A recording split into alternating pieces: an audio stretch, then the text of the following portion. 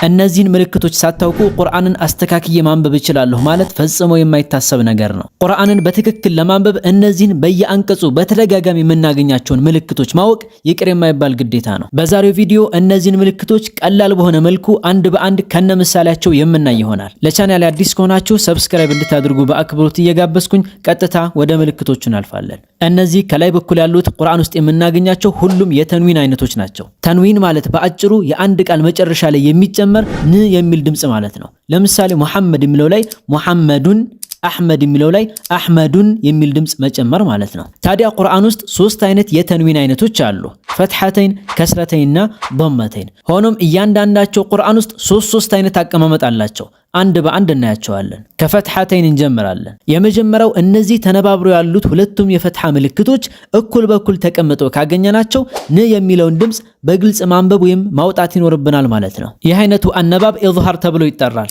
ልክ እዚህ አንቀጽ ላይ እንዳለው ማለት ነው። ወኩላ ሚንሃ ረገደን ሐይሱ ሺእቱማ። ስለዚህ ን የምትለዋን ድምጽ በግልጽ እናነባታለን፣ ረገደን እያልን ማለት ነው። ሌላ ምሳሌ ዓብደን ኢዛ ሶላ። ሁለተኛው ምልክት ደግሞ እነዚሁ ምልክቶች በዚህ መልኩ ተበላልጠው ሲመጡ ሲሆን ን የምትለዋን ድምጽ ከቀጣዩ ፊደል ጋር ጨፍልቀን ወይም አዋህደን ማንበብ የሚኖርብን ሲሆን በዚህን ጊዜ ን በግልጽ ባትነበብም የአፍንጫ ድምጽ ግን ይኖራታል። ይህ አይነቱ አነባብ ኢድጋም ተብሎ ይጠራል። ልክ እዚህ አንቀጽ ላይ እንዳለው ማለት ነው። ሙተሻቢሃን ወለሁም ፊሃ። ልክ እዚህ ላይ እንዳለው ን የምትለዋን ድምጽ በግልጽ አናነብም። ሙተሻቢሃን ወለሁም። ሌላ ምሳሌ ሱሑፈን ሙጠሃራ። እዚህ ላይ በዚሁ ተመሳሳይ ምልክት ኢኽፋ የሚባል ህግ አለ። እሱን በሌላ ቪዲዮ የምንመለስበት ይሆናል። ሶስተኛው ደግሞ ከነዚህ ከሁለቱ አንደኛዋ በትንሿ የሚም ምልክት ተቀየራ ስናገኛት ሲሆን የዚህን ጊዜ ን የሚለውን ድምጽ ን በሚል መቀየር ማለት ነው። በሌላ አገላለጽ ኑን ፊደልን ወደ ሚም ፊደል መቀየር ማለት ነው። ይህ አይነቱ የአነባብ ህግ ኢቅላብ ተብሎ ይጠራል። ልክ እዚህ የቁርአን አንቀጽ ላይ እንዳለው ማለት ነው። ሰሚዐን በሲራ። እዚህ ላይ እንዳለው ሰሚዐን ሳይሆን ሰሚዐም ምን ነው የምንለው? ሰሚዐን በሲራ። ሌላ ምሳሌ ኩሉ ወሽረቡ ሀኒአን ቢማ ኩንቱም ተዕመሉን። እንግዲህ እስካሁን ያየናቸው ሶስቱን የፈትሐተይን ምልክቶች ሲሆን በተመሳሳይ ከስረተይንም ላይ ልክ እንደዚሁ ሶስት አይነት ምልክቶች አሉ። ህጋቸውም ተመሳሳይ ነው። አጠር ባለመልኩ በምሳሌ እንመልከታቸው። የመጀመሪያው ልክ እንደዚህ እኩል ሆኖ ሲመጡ ን የምትለዋን ድምጽ ግልጽ ማድረግ ወይም ኢዝሃር። ለምሳሌ ወጀናቲን አልፋፋ። ሁለተኛው እንደዚህ ተበላልጠው ሲመጡ ኢድጋም ማድረግ። ለምሳሌ ወዋሊዲን ወማ ወለድ። ሶስተኛው በአንዷ ምልክት ፋንታ ትንሿን የሚም ምልክት ካገኘን ኢቅላብ ማድረግ። ለምሳሌ ዑቱሊን ባዕደ ዛሊክ። ወዲያው ضመተይን እንለፍ። እዚህም ጋር ተመሳሳይ ሶስት ህጎች እናገኛለን። የመጀመሪያው እንደዚህ ሁለቱም ተነባብረው ከመጡ ኢዝሃር ማድረግ ወይም ን የምትለዋን በግልጽ ማንበብ። ለምሳሌ ሐኪሙን ዓሊም። ሁለተኛው ልክ እንደዚህ ተለያይተው ጎን ለጎን ከመጡ ኢድጋም ማድረግ። ለምሳሌ ጊሻወቱ ወለሁም።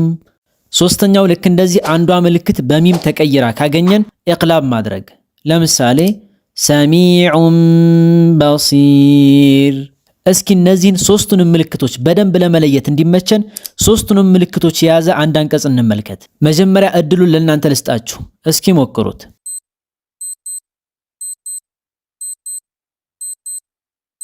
ሱሙን ቡክሙን ዑምዩን ፈሁም ላ የርጅዑን። እነዚህን የአነባብ ህጎች በሌላ ቪዲዮ በአላህ ፍቃድ በሰፊው የምናያቸው ይሆናል። አራተኛዋ እቺ ትንሿ የሷድ ምልክት ከአሊፍ ከላይ ተቀምጣ የምናገኛት ስትሆን ሁለቱ በአንድ ላይ ሐምዘተል ወስል ተብለው ይጠራሉ።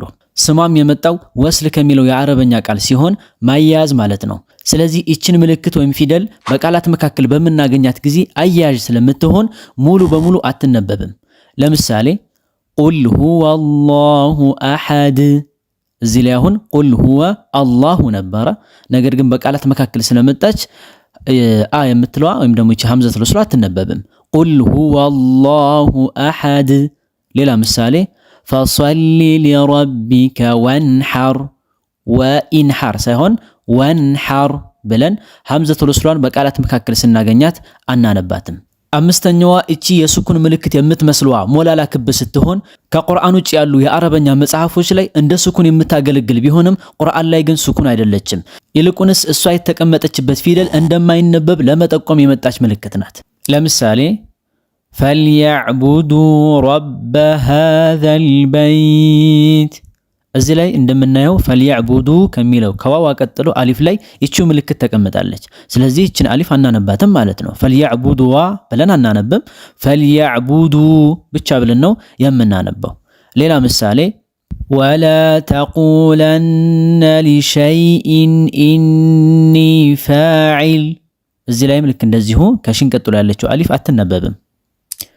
ወለቢሱ ፊ ከህፊሂም 300 ሲኒን እዚህም ላይ በተመሳሳይ ለቢሱ የሚለውና ሚአ የሚለው ላይ ያለችው አሊፍ አትነበብም። ሶስተኛዋ እቺ የዜሮ ቅርጽ ያላት ምልክት ስትሆን ለየት ያለ የአነባብ ህግ አላት። ማለትም እችን ምልክት ከአሊፍ ከላይ ተቀምጣ ካገኘናት ሁለት አይነት አነባብ አላት። አንደኛው እሷ ላይ የምናቆም ከሆነ አሊፍ የምትነበብ ሲሆን ሁለተኛው ደግሞ እሷ ላይ የማናቆም ከሆነ ቀጥለን የምናነብ ከሆነ ግን አሊፈን አናነባትም ማለት ነው። ለምሳሌ ካነት ቀዋሪራ ሚን ፊዳ የመጀመሪያው ላይ ስለምናቆም አሊፋን ስበን ነው የምናቆመው ቀዋሪራ። ሁለተኛው ላይ ግን ስለማናቆም አሊፋን ሳንስብ ነው የምናነባው ቀዋሪራ ሚን ፊዳ። ሌላ ቀላልና የተለመደ ምሳሌ እንመልከት።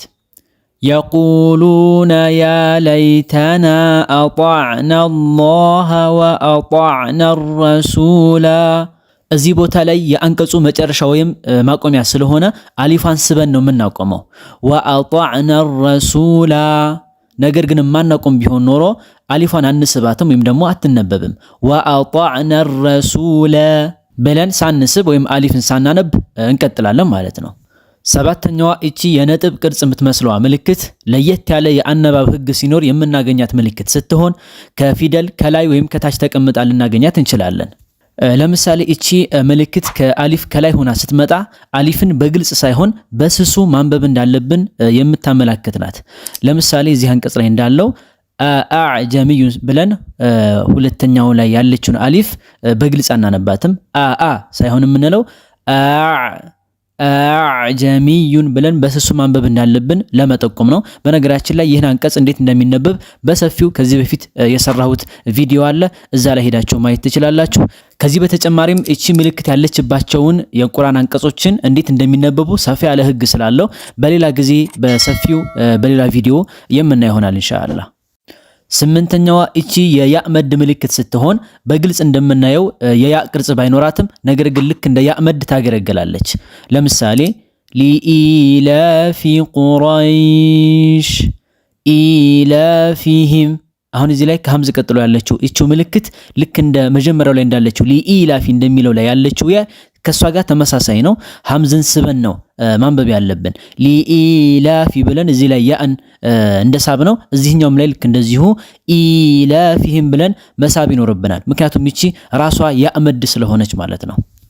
ዘጠነኛዋ እቺ የኑን ፊደል ቅርጽ ያላት ምልክት ስትሆን ከአንድ ቃል ከላይ ተጨምራ እናገኛታለን። የዚህን ጊዜ ቃሉ ላይ ኑን ፊደል በግልጽ ተካቶ ባናገኝም ነገር ግን ኑን እንዳለ አስበን እንድናነብ የምታመለክት ናት።